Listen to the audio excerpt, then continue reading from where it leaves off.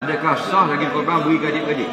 Okey, dengar baik-baik. Tujuan korban ialah memberi daging kepada fakir miskin. Dia mereka makan. At'imul ba'isal fakir, berilah makan atau daging korban itu biar menjadi makanan kepada orang fakir.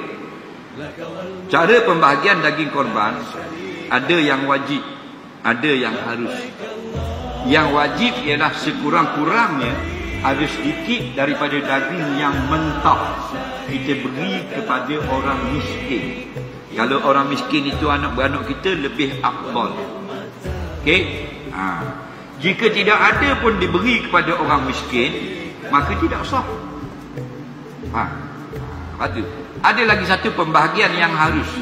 Kita topok 3 bahagian. Kalau dapat 12 kilo, kita buatlah 4 kilo, 4 kilo, 4 kilo. 4 kilo pertama kita ambil untuk makan anak bini kita. 4 kilo yang kedua kita bagi kepada kawan-kawan yang tidak miskin, kawan pejabat, jiran-jiran.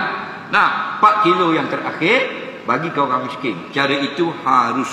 Cara yang paling afdal, cara Nabi, iaitu banyak mana pun dapat, ambil setapak tangan saja untuk makan anak isteri, selebihnya semua untuk sedekah kepada fakir miskin. Jadi awak kata beri dah fakir miskin, adik-beradik, itu yang